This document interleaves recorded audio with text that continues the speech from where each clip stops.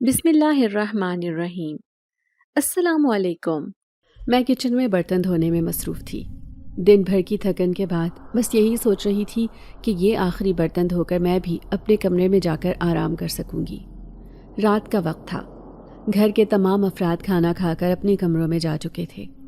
Kitchen کے سنسان ماحول میں برتنوں کی کھنک کے سوا کچھ سنائی نہیں دے رہا تھا، اور مجھے یقین تھا کہ گھر میں سب سو چکے ہوں گے۔ اچانک مجھے اپنے پیچھے کسی کے قدموں کی ہلکی سی آواز سنائی دی۔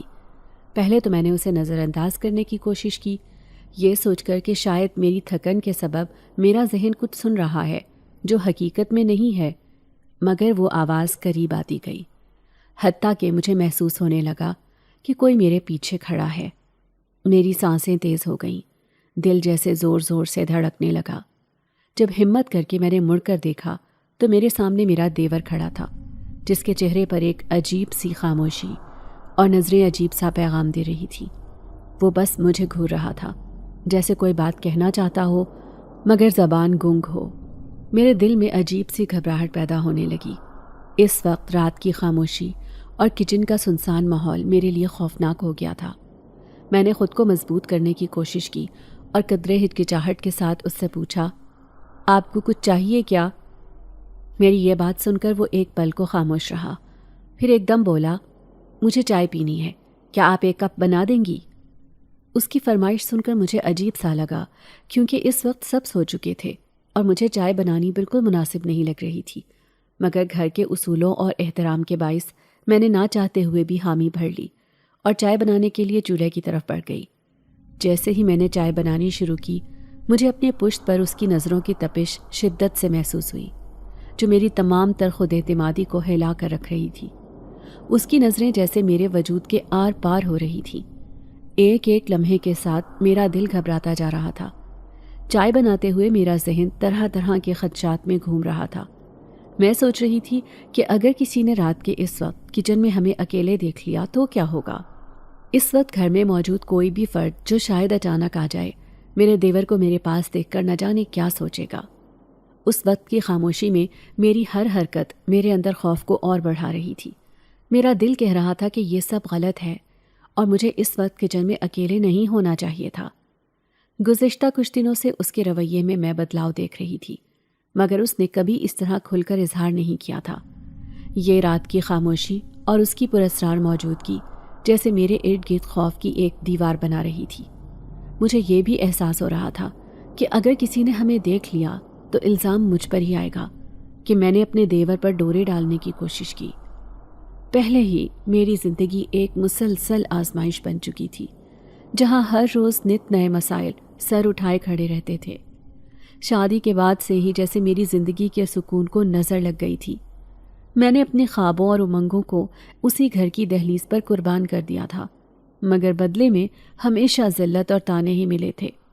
کبھی ساس کی باتیں، کبھی نند کے طنز اور کبھی شوہر کی بے اعتنائی، جیسے ہر طرف سے مجھے میری جگہ یاد دلائی جاتی تھی کہ میں یہاں ایک اجنبی ہوں جسے یہ خاندان کبھی قبول نہیں کرے گا۔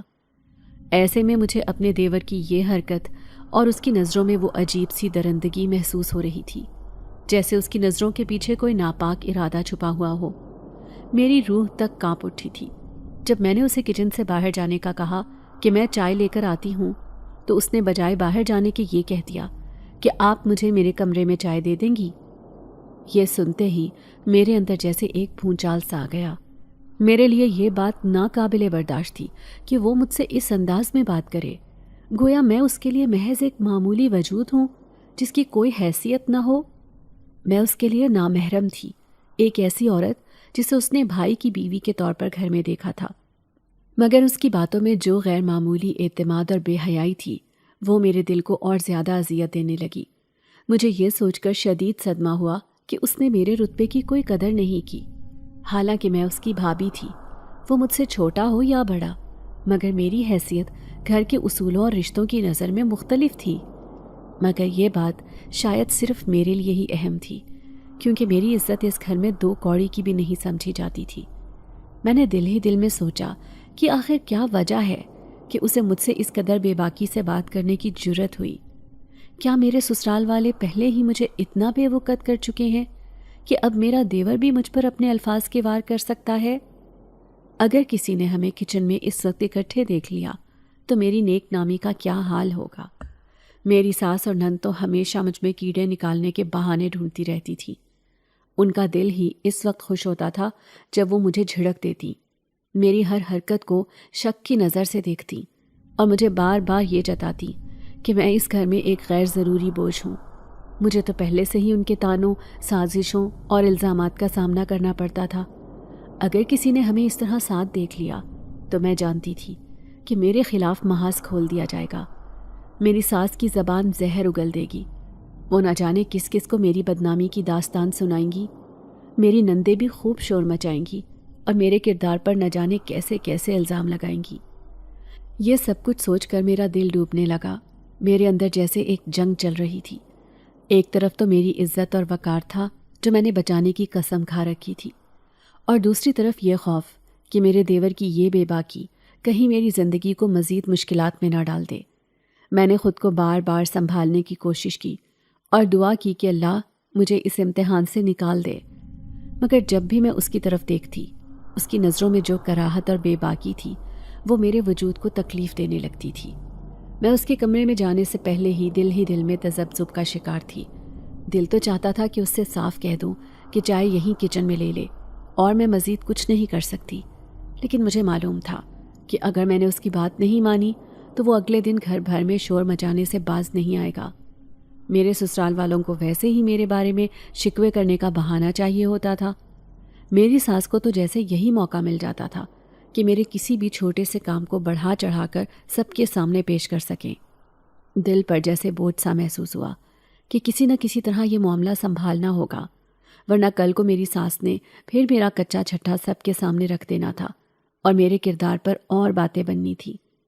میں نے دل پر پتھر رکھ کر اپنے اندر کی گھبراہٹ کو دباتے ہوئے چائے کا کپ ہاتھ میں پکڑا اور دیور کے کمرے کی طرف چل دی۔ کمرے کے باہر پہنچ کر میں نے سوچا کہ چائے کا کپ باہر سے ہی دے کر واپس لوٹ جاؤں، مگر جیسے ہی میں نے آواز دی کہ یہ آپ کی چائے ہے، اسے لے لیں، تو اس نے اندر سے کہا، ارے بھابھی آپ اندر ہی لے آئیں۔ اس کے لہجے میں ایک عجیب سی بے تکلفی اور اصرار تھا جو مجھے اندر تک ہلا گیا۔ مجھے کچھ عجیب سا لگا، مگر چائے کا کپ ہاتھ میں پکڑے دل کی دھڑکنیں بے ترتیب ہوتے ہوئے میں نے اس کے کمرے میں قدم رکھا۔ جیسے ہی میں اندر داخل ہوئی، ایک دم سے وہ میرے قریب آ گیا اور میری کسی توقع کے برخلاف اس نے میرا ہاتھ پکڑ لیا۔ میں اس کی اس حرکت سے شدید حیران رہ گئی، جیسے میرا دل رک سا گیا ہو۔ میں نے اس کے ہاتھ سے اپنا ہاتھ چھڑانے کی کوشش کی اور سختی سے کہا، یہ کیا کر رہے ہو تم؟ میرا ہاتھ چھوڑو۔ مگر میری بات کا اس پر کوئی اثر نہ ہوا، الٹا وہ میرے قریب آنے لگا اور ایک عجیب سی مسکراہٹ کے ساتھ بولا، ارے بھابھی اتنی دیر لگا دی آنے میں کب سے تمہارا انتظار کر رہا تھا۔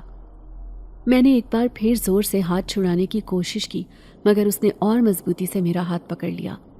میرے اندر خوف اور بے بسی کی ایک لہر دوڑ گئی۔ میری سمجھ میں نہیں آ رہا تھا کہ میں کیسے اس صورتحال سے خود کو بچاؤں۔ میں نے اسے دوبارہ تیز آواز میں کہا، یہ کیا بدتمیزی ہے؟ میں تمہاری بھابھی ہوں، تمہاری بھابھی۔ میری آواز کانپ رہی تھی، مگر میرے لہجے میں ایک عزم تھا، مگر اس پر تو جیسے میری کسی بات کا کوئی اثر ہی نہیں ہو رہا تھا۔ وہ ہنسا اور بولا، ارے ایسے کیسے چھوڑ دوں؟ اتنی مشکل سے تو یہ سنہری موقع ہاتھ آیا ہے، اب تم نخرے مت کرو اور خاموش رہو۔ شور مچاؤ گی تو سب سن لیں گے اور بدنامی تو آخرکار تمہاری ہی ہوگی۔ اس کی بات سن کر میرے دل میں خوف اور غصہ بھر گیا۔ اس کی باتوں سے جیسے میری عزت نفس کو ٹھیس پہنچی۔ میں نے دل میں دعا کی، اللہ مجھے اس مصیبت سے نکال۔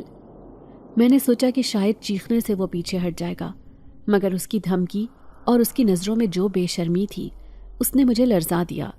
میری سوچیں بکھر گئیں کہ یہ کیا ہو رہا ہے۔ میں تو اس کی بھابھی ہوں، ایک نامحرم عورت، اور وہ کیسے مجھ سے اس طرح کی باتیں کر سکتا ہے؟ میری عقل حیران تھی کہ وہ کس بے شرمی اور دلیری سے یہ سب کہہ رہا ہے۔ میں نے ایک آخری کوشش کی اور اسے زور سے دھکیلنے کی کوشش کی، مگر وہ اور زیادہ طاقت سے میرے قریب آیا اور اپنے الفاظ دہراتے ہوئے بولا، خاموش رہو ورنہ بدنامی تو تمہاری ہی ہوگی، مجھے تو کوئی فرق نہیں پڑے گا۔ اس کی مکروہ باتیں سن کر میری برداشت کا پیمانہ لبریز ہو گیا۔ میرے آنسو نکلنے کو تھے، مگر میں نے خود کو مضبوط بنایا کہ میں کسی نہ کسی طرح اس مصیبت سے بچوں۔ میری برداشت کی حد ختم ہو چکی تھی۔ میں نے غصے اور بے بسی کے عالم میں اسے جھٹکے سے کہا، تمہاری جرت کیسے ہوئی میرے ساتھ ایسی گھٹیا اور شرمناک باتیں کرنے کی؟ میرے لہجے میں لرزش تھی، مگر عزم کی کمی نہیں تھی۔ میری بات سن کر وہ مکروہ ہنسی ہنسا اور کہا، تم میری بھابھی نہیں بلکہ میرے مردہ بھائی کی بیوہ ہو۔ تم اب اس گھر میں کسی کی نہیں ہو اور میں جو چاہوں کر سکتا ہوں، کوئی روکنے والا نہیں ہے مجھے۔ اس کے یہ الفاظ میرے دل میں تیر کی طرح پیوست ہو گئے۔ ایک لمحے کے لیے تو میں نے سوچا، کیا واقعی یہ وہی انسان ہے جسے کبھی میں نے اپنے شوہر کے بھائی کے طور پر قابل احترام سمجھا تھا؟ یہ سوچ مجھے اندر تک چیر کر رکھ گئی۔ میں نے اس کی باتوں پر لرزتے ہوئے اسے یاد دلانے کی کوشش کی، کچھ تو شرم کرو۔ اگر میری عزت تمہاری نظر میں کوئی معنی نہیں رکھتی تو کم از کم اپنے بھائی کی عزت کا ہی خیال کر لو جو اب اس دنیا میں نہیں رہا۔ میں تمہاری بہن کی جگہ ہوں۔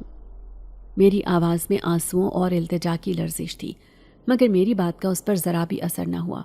اس کی آنکھوں میں بے حیائی اور مکروہیت جھلک رہی تھی، جیسے اس کے دل میں میری باتوں کا کوئی اثر ہی نہ ہو۔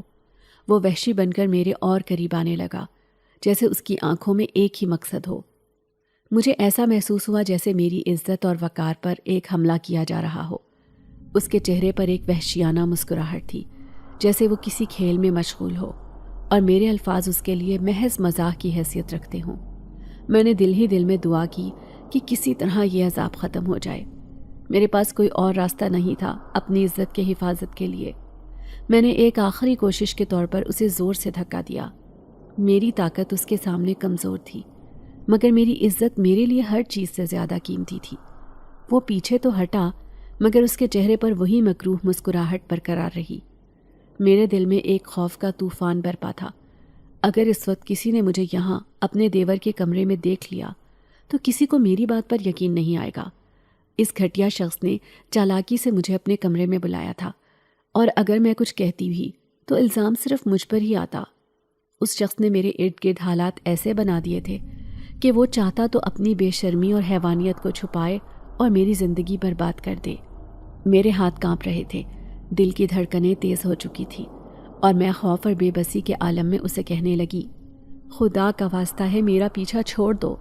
تمہاری اپنی بھی ایک بہن ہے، کیا تم اس کے بارے میں سوچ سکتے ہو؟ کیوں تم مجھے اس آزمائش میں ڈال رہے ہو؟ میں التجا کر رہی تھی، میری آنکھوں سے آنسو بہہ رہے تھے، مگر اس کے چہرے پر کوئی پشیمانی یا شرمندگی نہیں تھی۔ وہ اپنی ہوس میں اندھا ہو چکا تھا، جیسے انسانیت سے عاری ایک درندہ بن چکا ہو۔ میرے الفاظ جیسے اس کے لیے بے معنی تھے۔ وہ میری جانب بڑھتا رہا، اس کی مکروہ نظریں میرے وجود کو چیر رہی تھیں۔ اس کے قریب آتے ہی میں نے اپنے آپ کو پیچھے ہٹانے کی کوشش کی، مگر کمرے کی دیوار نے مجھے پیچھے کی جانب جانے سے روک دیا۔ میری سانسیں تیز ہو چکی تھیں، دل دھڑک رہا تھا جیسے ابھی حلق سے باہر آ جائے گا۔ اس کے قریب آتے ہی میں نے اپنے آنسوؤں سے تر لہجے میں چیخ کر کہا، کچھ تو خدا کا خوف کرو! کیا تمہاری اپنی ماں بہنیں نہیں ہیں؟ تمہیں ذرا بھی احساس نہیں ہے کہ تم کیا کر رہے ہو؟ مگر اس نے میرے آنسوؤں کو، میری چیخوں کو جیسے اپنی حیوانیت کا ایندھن بنا لیا تھا۔ وہ میری التجا کو نظر انداز کر کے اپنے مکروہ ارادوں کو پورا کرنے کے لیے آگے بڑھ رہا تھا، جیسے اس کی آنکھوں میں حیا اور غیرت کی روشنی بجھ چکی ہو۔ مجھے لگا کہ اس مکروہ ماحول سے نکلنے کے لیے شاید میری چیخوں اور التجاؤں سے کچھ نہیں ہوگا۔ وہ شخص تو جیسے درندگی کی انتہا پر تھا۔ میری سانسیں تیز ہوتی گئیں اور میرا ذہن چکرا گیا۔ میں نے ایک آخری دعا دل سے کی کہ خدا میری مدد کرے اور مجھے اس مصیبت سے نجات دلائے۔ میں بے بسی سے ادھر ادھر دیکھ رہی تھی کہ شاید کوئی آئے اور مجھے بچائے، مگر وہاں صرف وہ اور اس کی بے شرمی تھی۔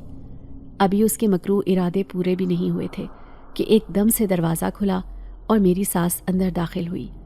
مجھے ایسا لگا جیسے ایک لمحے کے لیے میری سانسیں رک گئی ہوں۔ میں نے فوری طور پر اپنے آپ کو سنبھالتے ہوئے ان کے قریب جانے کا ارادہ کیا تاکہ اپنے دیور کے کالے کرتوتوں کو اور اس کی بدنیتی سے انہیں آگاہ کر سکوں۔ لیکن اس سے پہلے کہ میں کچھ کہتی، میرا دیور اپنی ماں کے قریب آیا اور ڈرامائی انداز میں آنکھوں میں جھوٹے آنسو بھر کر بولا، دیکھ اماں، یہ بھابھی رات کے وقت میرے کمرے میں چائے کے بہانے آئی، اور اب مجھ سے کہتی ہے کہ میرے ساتھ وقت گزارنا چاہتی ہے۔ کہتی ہیں کہ بھائی کے مرنے کے بعد میں اکیلی ہو گئی ہوں۔ میں نے انہیں بہت منع کیا کہ آپ میری بھابھی ہیں اور میں کبھی ایسی بات مر کر بھی نہیں سوچ سکتا۔ بھائی اس دنیا میں نہیں رہے تو کیا ہوا، مگر آپ ان کی بیوہ کی حیثیت سے میرے لیے قابل احترام ہیں۔ میرا دل کانپ گیا، آنکھیں حیرت سے پھٹی کی پھٹی رہ گئیں۔ وہ کیسی بے حیائی اور مکاری سے جھوٹ بول رہا تھا۔ میں نے بے بسی سے اپنی ساس کے چہرے کی طرف دیکھا جو غصے سے سرخ ہو رہا تھا۔ اس کا مطلب تھا کہ وہ میرے دیور کی باتوں پر یقین کر چکی تھی۔ میں نے روتے ہوئے اپنی ساس سے کہا، اماں یہ سب جھوٹ ہے۔ یہ خود مجھے یہاں چائے لانے کا کہہ کر بلا لایا تھا اور یہ خود ہی میرے ساتھ بدتمیزی کرنے کی کوشش کر رہا تھا۔ خدارا میرا یقین کریں۔ لیکن میری ساس کے چہرے پر ذرا بھی رحم نہ آیا۔ وہ تو اپنے بیٹے کی باتوں پر مکمل یقین کر چکی تھی اور ان کا ہر لفظ، ہر حرکت میرے دل کو پارا پارا کر رہا تھا۔ میرا دیور اپنی ماں کے سامنے مگرمچھ کے آنسو نکالتا اور خود کو ایسے معصوم بنا رہا تھا جیسے وہ کوئی فرشتہ ہو اور میں کوئی بدکردار عورت۔ اس لمحے میری ساس نے اپنی سخت مٹھی سے میرے چہرے پر ایک زوردار تھپڑ رسید کیا۔ میرے سر میں ایک شدید درد اٹھا، آنکھوں کے سامنے تارے ناچنے لگے اور میری ساس مجھے زمین پر گھسیٹتے ہوئے کمرے سے باہر لے جانے لگی۔ ان کا رخ سیدھا باہر کی طرف تھا اور میں درد اور تکلیف کے مارے ان کی منتیں کرنے لگی۔ اماں خدارا میری بات سنیں، میں سچ بول رہی ہوں، میرا کوئی قصور نہیں ہے، یہ میرے خلاف ایک سازش ہے۔ میری آواز میں آنسو، خوف اور بے بسی سب کچھ تھا۔ میرا دل دہل رہا تھا اور میری سانسیں جیسے رک سی گئی تھیں۔ انہوں نے مجھے زبردستی اینیکسی کی طرف گھسیٹا۔ وہاں پہنچتے ہی مجھے ایک جھٹکے سے زمین پر پھینکا۔ میرے جسم میں ایک ٹیس سی اٹھی اور میں زمین پر بے یارو مددگار پڑی رہ گئی۔ ان کی آنکھوں میں غصے اور نفرت کی آگ بھڑک رہی تھی اور ان کے الفاظ میرے دل کو چیرتے جا رہے تھے۔ وہ بولیں، بدذات لڑکی، تیری وجہ سے میرا بڑا بیٹا مر گیا۔ میری آنکھوں کے سامنے میں نے اپنے جوان بیٹے کا جنازہ دیکھا۔ اس کو مار کر بھی تمہیں سکون نہیں ملا، اب ہاتھ دھو کر میرے چھوٹے بیٹے کے پیچھے پڑ گئی ہو۔ میں ان کی بات سن کر لٹھے کی مانند سفید پڑ گئی تھی، جو کہ مجھے اس اینیکسی میں بند کر کے باہر سے تالا لگا چکی تھی۔ پھر دیکھتے ہی دیکھتے اس کے ارد گرد انہوں نے آگ بھڑکا دی۔ آگ کے شعلے دیکھ کر میرا سانس خشک ہو گیا۔ مجھے اتنا تو پتا تھا کہ میری ساس ظالم ہے، مگر وہ اس قدر شفاق ہوں گی مجھے اس بات کا قطعی اندازہ نہیں تھا۔ ان کے اندر دل نام کی کوئی چیز نہیں تھی۔ میں تیزی سے اٹھی، دل کی دھڑکنیں بے قابو تھیں اور آنکھوں سے بے بسی کے آنسو بہہ رہے تھے۔ میں نے لرزتے ہاتھوں سے دروازے پر دستک دی، چیخ چیخ کر کہا، خدارا مجھے باہر نکالیں، میری کوئی غلطی نہیں ہے۔ کیوں میرے اوپر اتنا بڑا ظلم کیا جا رہا ہے؟ میں نے کسی کو نہیں مارا، میں تو اپنے شوہر سے بے حد محبت کرتی تھی، میں ان کا قتل کیسے کر سکتی تھی؟ میری آواز گونجتی رہی، الفاظ آنسوؤں میں گھلتے رہے، مگر دروازے کے پیچھے صرف خاموشی تھی۔ میری ساس نے، جو میری چیخوں سے دل کو پتھر بنا چکی تھی، پلٹ کر سننا بھی گوارا نہ کیا۔ میں بے بسی سے دروازے سے ٹیک لگا کر رو پڑی، لیکن دل ابھی بھی کسی معجزے کا منتظر تھا۔ میں نے دیواروں کو دیکھا، شاید کہیں کوئی کھڑکی یا دروازہ ہو جس سے میں باہر نکل سکوں۔ آگ کے شعلے اب تیزی سے اندر پھیلنے لگے تھے اور دھوئیں نے کمرے کو اپنی لپیٹ میں لینا شروع کر دیا تھا۔ میرے سانس لینے میں مشکل ہو رہی تھی، کھانس کھانس کر گلا بیٹھ چکا تھا۔ میرا وجود زہریلے دھوئیں سے بے جان ہوتا جا رہا تھا اور دل کی بے بسی میں میں وہیں زمین پر بیٹھ کر اپنی پھوٹی قسمت کو کوسنے لگی۔ اس ویرانی میں مجھے لگا جیسے میں اس دنیا سے کوچ کرنے والی ہوں، جیسے میرے دن گنے جا چکے ہیں اور کوئی بھی نہیں جو میری آہو بکا سنے۔ میری چیخیں ان دیواروں میں گونج کر تھم گئی تھی، جیسے میرا دکھ کسی کے لیے کوئی معنی نہیں رکھتا ہو۔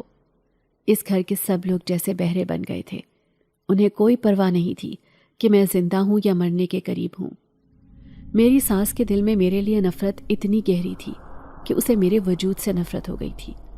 میرے شوہر کی موت کے صدمے نے اسے اندھا کر دیا تھا اور وہ ہر حال میں مجھ سے بدلہ لینے کی تڑپ میں تھی۔ اس کا یہ انتقام مجھے زندہ جلا کر اپنے بیٹے کی موت کا بدلہ لینے تک تھا۔ اس وقت میری سانسیں گھٹنے لگی، دھوئیں نے میرے پھیپھڑوں میں داخل ہو کر جینے کی خواہش کو ختم کر دیا۔ میں نے بے بسی سے اپنی آنکھیں بند کی اور زمین پر لیٹ گئی۔ جیسے میں نے اپنی زندگی کو قسمت کے حوالے کر دیا ہو۔ میری سانسیں اکھڑ رہی تھیں اور مجھے یوں محسوس ہونے لگا جیسے موت میرے بہت قریب آ پہنچی ہو۔ میرا جسم بے حس ہو رہا تھا اور آنکھوں کے سامنے اندھیرا چھانے لگا تھا، لیکن جو ہی میں غنودگی میں ڈوبنے لگی مجھے اچانک سے محسوس ہوا جیسے کوئی میری طرف بڑھ رہا ہو۔ پہلے پہل مجھے لگا کہ شاید یہ میرا وہم ہے، لیکن جب میری نیم مردہ آنکھوں نے دھندلے سے کچھ سائے دیکھے تو دل میں ایک امید کی کرن پھوٹ اٹھی۔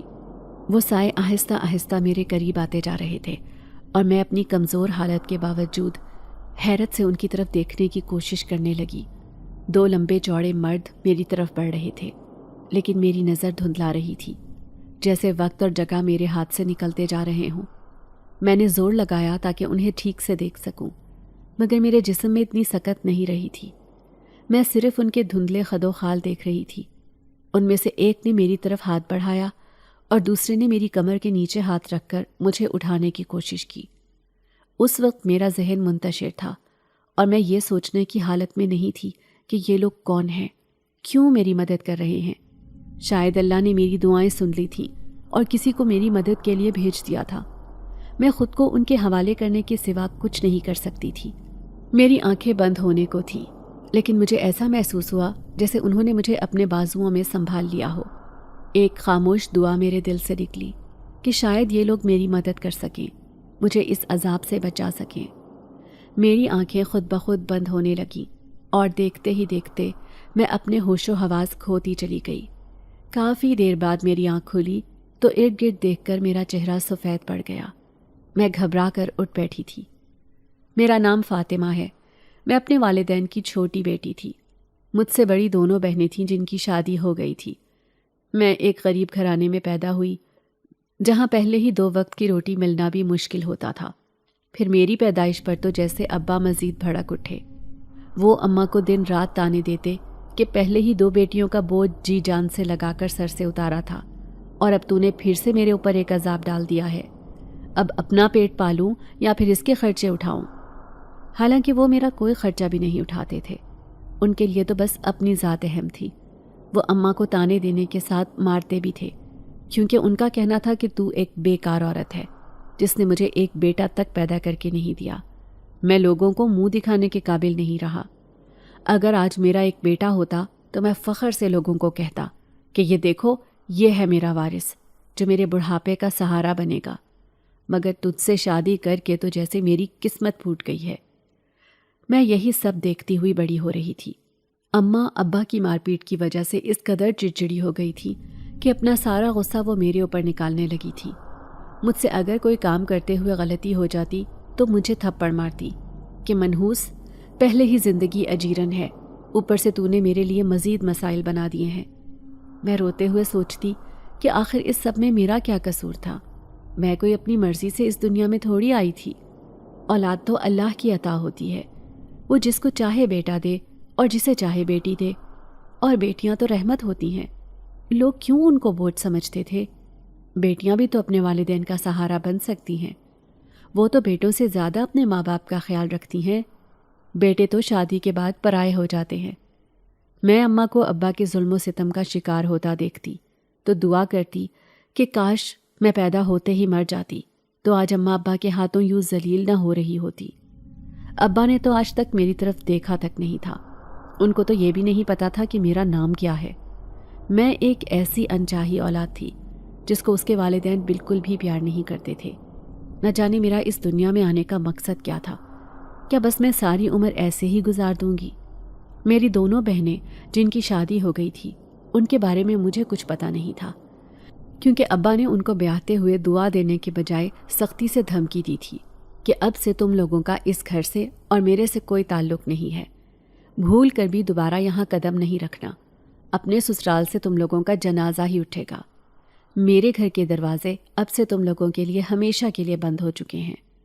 وہ تو مجھے بھی 10 سال کی عمر میں ہی بیاہ دینا چاہتے تھے، مگر اماں نے ان کو اللہ کا واسطہ دیا تھا کہ خدارا وہ ابھی بالغ بھی نہیں ہوئی، آپ اس کی شادی نہ کروائیں، جب وہ تھوڑی بڑی ہو جائے پھر بے شک آپ اس کی شادی کروا دیں۔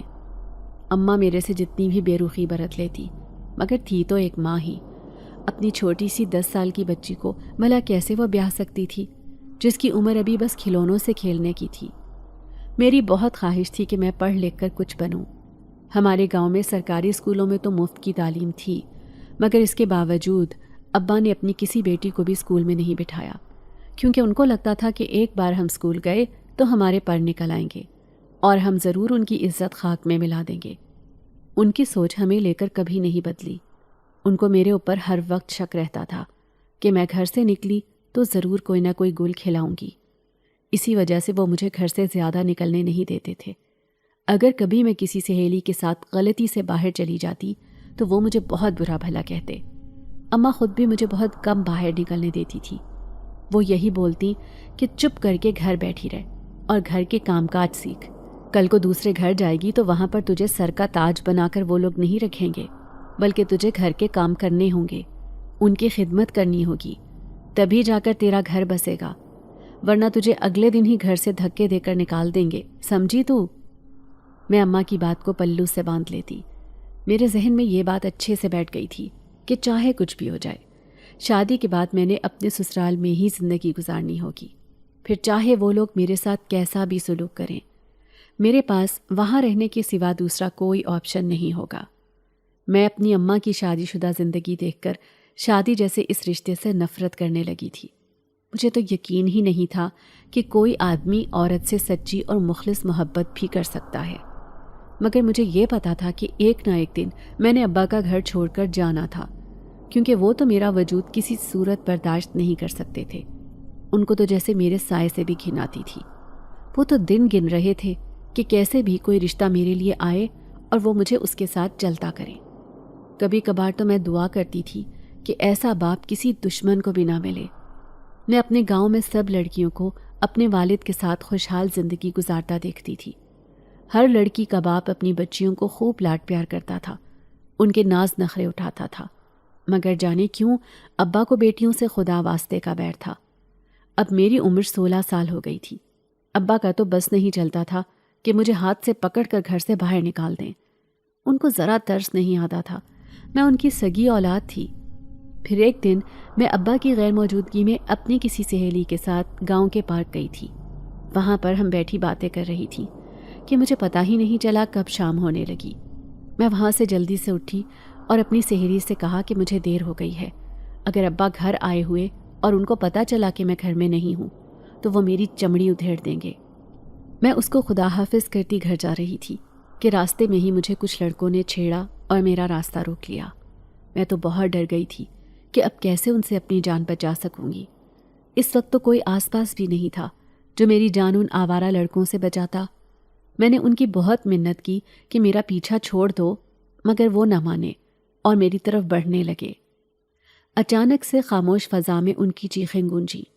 میں نے پھٹی آنکھوں سے سامنے دیکھا تو ایک نوجوان لڑکا ان 2 لفنگے لڑکوں کو پیٹ رہا تھا۔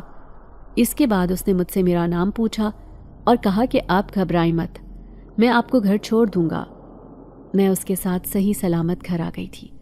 پھر اس کے بعد جب بھی میں گھر سے نکلی تو اس لڑکے کو اپنے تعاقب میں دیکھا۔ وہ مجھے تنگ نہیں کرتا تھا، بس میری حفاظت کرتا تھا۔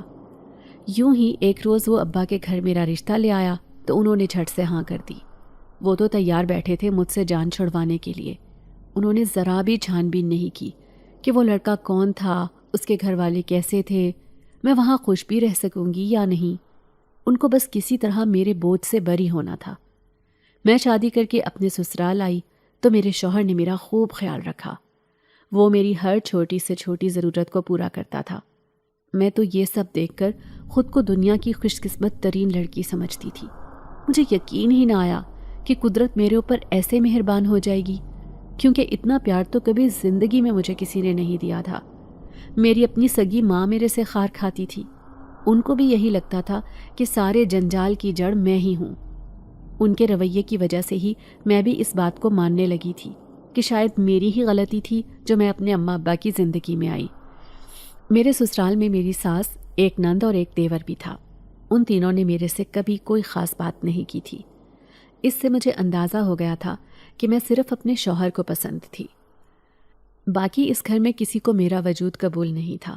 میں اسی پر شکر کر رہی تھی کہ چلو کوئی بات نہیں، جب تک میرے ساتھ میرے شوہر کا ساتھ تھا کوئی مجھے کچھ نہیں کہے گا۔ میرا شوہر تو مجھ سے گھر کے کام بھی نہیں کرواتا تھا۔ وہ کہتا کہ تم میری رانی ہو، بس آرام کرو۔ میری ساس یہ سب دیکھ کر غصے سے کھولتی تھی، لیکن وہ کچھ کہہ نہیں سکتی تھی کیونکہ اس کا اپنا لاڈلا بیٹا ہی میرا دیوانہ تھا۔ پھر ایک دن ایسا ہوا کہ میرے اوپر مانو قیامت ٹوٹ پڑی۔ میری تو جیسے دنیا ہی اجڑ گئی جب ایک دن میرا شوہر کام کے لیے گھر سے نکلا اور واپس زندہ نہ لوٹا۔ اس کا کسی گاڑی سے بہت خراب ایکسیڈنٹ ہوا تھا، جس کی وجہ سے وہ موقع پر ہی دم توڑ گیا تھا۔ پورے گھر میں بھونچال آ گیا تھا۔ میری ساس نے تو گھر سر پر اٹھا لیا تھا۔ وہ تو مجھے ہی اس کی موت کا ذمہ دار ٹھہرا رہی تھی۔ اس کا کہنا تھا کہ تیرے جیسی منحوس لڑکی کی وجہ سے میرا بیٹا مرا ہے۔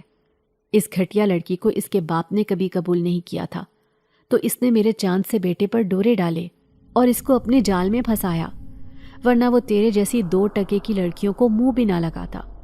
ارے تو انسان نہیں بلکہ ایک ڈائن ہے جس نے میرے لال کو کھا لیا۔ میں روتی چلاتی رہی کہ میں نے ایسا نہیں کیا، اس میں میرا کیا قصور تھا؟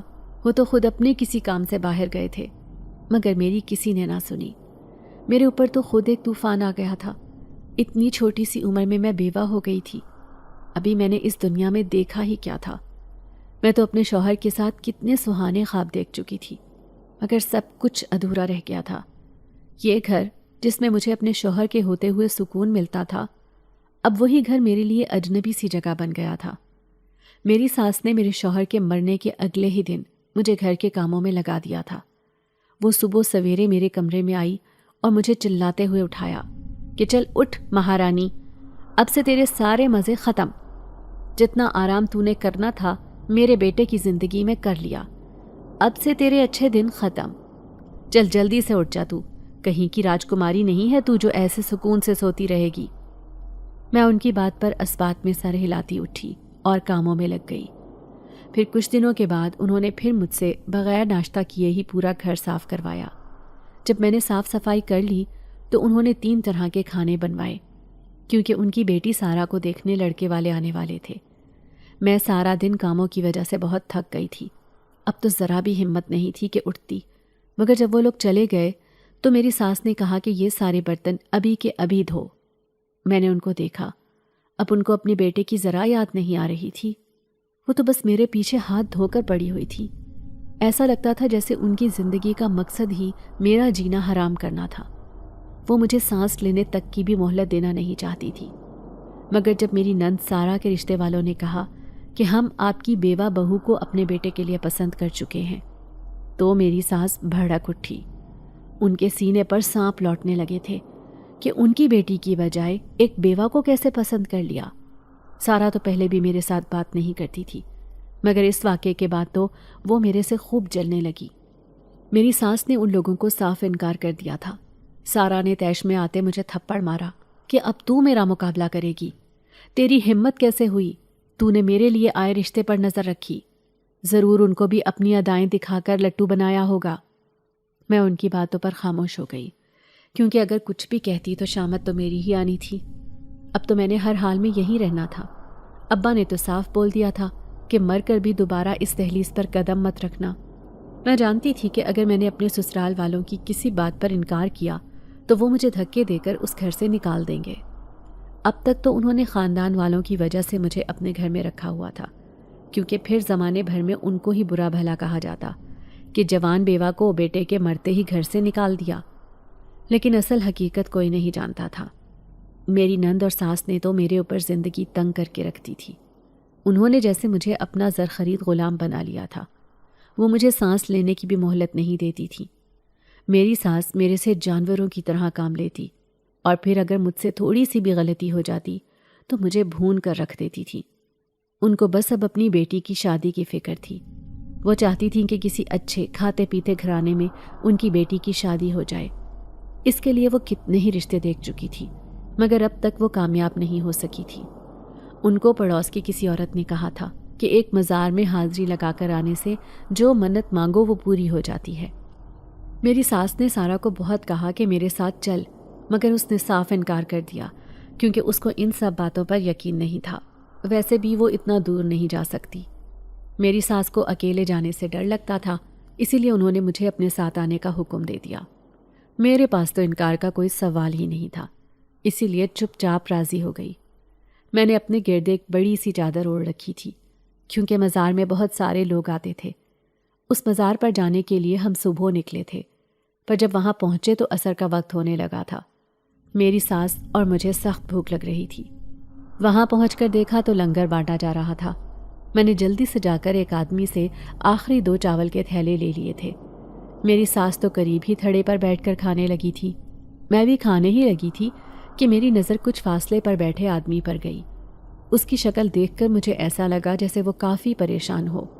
اس کا رنگ بھی پیلا زرد ہو رہا تھا، جیسے اس نے کچھ کھایا پیا ہی نہ ہو۔ مجھے بے ساختہ اس پر رحم آیا۔ میں نے خود بھی صبح سے کچھ کھایا نہیں تھا، مگر میں نے آج تک کبھی دوسرے انسان کو تکلیف میں نہیں چھوڑا تھا۔ میں کیسے ایک بھوکے انسان کے سامنے پیٹ بھر کر کھا سکتی تھی؟ میں اٹھی اور اس کے پاس جا کر وہ چاولوں کا تھیلا اس کو دے دیا۔ وہ میری طرف دیکھنے لگا تو اس کی آنکھوں سے مجھے جھرجھری آئی، کیونکہ وہ سرخ انگارہ ہو رہی تھی۔ میں وہ چاول دے کر واپس آ گئی۔ اس کے بعد میری ساس نے منت مانگی۔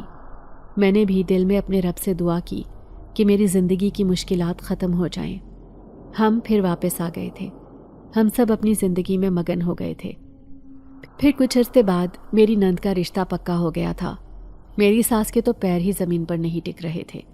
میں نے بھی شکر ادا کیا کہ چلو اب کم از کم جب سارا بیاہ کر اپنے گھر چلی جائے گی تو میری ایک پریشانی تو ختم ہوگی، ورنہ وہ اپنے حسد میں ہر وقت ہی میری ناک میں دم کر کے رکھتی تھی۔ وہ مجھے دیکھتے ہی پاگل ہونے لگتی تھی، کیونکہ اس کو لگتا تھا جیسے میری خوبصورتی کی وجہ سے وہ اب تک کنواری بیٹھی تھی۔ مجھے اللہ نے قدرتی طور پر بے تحاشا حسن عطا کیا تھا۔ میری ملائی جیسی سفید رنگت کے سامنے وہ بہت ہی معمولی دکھائی دیتی تھی۔ اسی وجہ سے ہر کوئی مجھے پسند کر جاتا تھا۔ میرا کمسن حسن ہر دیکھنے والے کو حیران کر دیتا تھا۔ میں نے سکھ کا سانس لیا ہی تھا کہ ایک نئی مصیبت میرے گلے پڑ گئی۔ میرا دیور، جو کہ میرے سے عمر میں بڑا تھا، وہ مجھے عجیب نظروں سے دیکھنے لگا تھا۔ اکثر کام کے دوران میری اس پر نظر جاتی تو وہ مجھے ہی گھورنے میں مصروف ہوتا۔ مجھے اس کی نگاہیں اپنے آر پار ہوتی محسوس ہوتی تھیں۔ میرے دل کو اب ہر وقت ڈر لگا رہتا تھا کہ یہ کیوں مجھے تاڑتا ہے۔ مرد ذات پر تو مجھے رتی برابر بھی بھروسہ نہیں تھا۔ یہ تو پرائی عورت کو صرف ایک کھلونا سمجھتے ہیں۔ ہر وقت اس موقع کی تلاش میں ہوتے ہیں کہ وہ اپنی ہوس پوری کر سکیں۔ میں اسی لیے پوری کوشش کرتی کہ جب کبھی میرا دیور گھر پر ہو تو اس کے ارد گرد نہ جاتی۔ میں نے سوچ لیا تھا کہ میں اس کو کوئی موقع نہیں دوں گی کہ وہ میرے قریب آ سکے۔ رات کو بھی میں سوتے ہوئے اپنے کمرے کو اچھی طرح بند کر دیتی تھی۔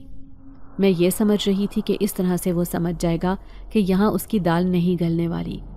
شروع میں تو وہ میرے ساتھ کافی اچھے سے بات کرتا تھا اور کہتا تھا کہ بھابھی، آپ کو کسی بھی چیز کی ضرورت ہو تو بلا جھجک مجھے کہہ دیں، آپ میری اپنی ہی ہیں۔ وہ اپنی طرف سے پوری کوشش کرتا تھا کہ مجھے شک نہ ہو، مگر اس کو یہ نہیں پتا تھا کہ عورت کو اللہ نے خاص طاقت دی ہوتی ہے۔ اس کی چھٹی حس بہت تیز ہوتی ہے، جو اپنے اوپر پڑنے والی ہر نظر کو بھانپ لیتی ہے۔ اس کو پتا ہوتا ہے کہ کون سا آدمی اس کو کس نظر سے دیکھ رہا ہے۔ مجھے اچھے سے پتا تھا کہ وہ غلیظ نگاہوں سے مجھے دیکھتا تھا۔ اس کو اپنے مرے ہوئے بھائی کا بھی کوئی لحاظ نہیں تھا۔ ایک رات جب کھانے کے بعد سب اپنے کمروں میں چلے گئے تھے، میں بھی بس کچن سمیٹ کر جانے کو تھی کہ اپنے پیچھے اپنے دیور کو دیکھ کر گھبرا گئی۔ اس نے مجھ سے چائے کی فرمائش کی اور اپنے کمرے میں چلا گیا۔ مجھے رات کی تنہائی میں اس کے کمرے میں چائے لے کر جانا بہت عجیب لگا، مگر اس کی بات نہ مانتی تو وہ مرچ مسالہ لگا کر میرے اوپر ہی کوئی الزام لگا دیتا۔ آخر کار جی کڑا کر کے جب میں اس کے کمرے میں گئی تو وہی ہوا جس کا مجھے ڈر تھا۔ اس نے مجھے دبوچ لیا تھا اور میرے ساتھ زبردستی کرنے لگا تھا۔ میں روتے ہوئے اس سے التجا کرنے لگی تھی کہ مجھے چھوڑ دے، مگر وہ تو وقت کا فرعون بن چکا تھا۔ اس نے میری ایک نہ سنی۔ اسی ہنگامے کو سن کر میری ساس جب کمرے میں آئی تو ان کے بیٹے نے اچانک سے پینترا بدل لیا اور سارا الزام میرے سر ڈال دیا کہ میں اس کو کافی دنوں سے لبھا رہی تھی۔ میری ساس نے مجھے سزا کے طور پر گھر سے باہر اینیکسی میں بند کر ڈالا اور باہر آگ لگا دی تھی۔ میں روتی تڑپتی رہی کہ مجھے معاف کر دیں، میرا کوئی قصور نہیں ہے۔ میں غلطی نہ ہوتے ہوئے بھی گڑ گڑا رہی تھی، کیونکہ ایسی بھیانک موت کا تصور کرتے ہی میرے رونگٹے کھڑے ہو گئے تھے۔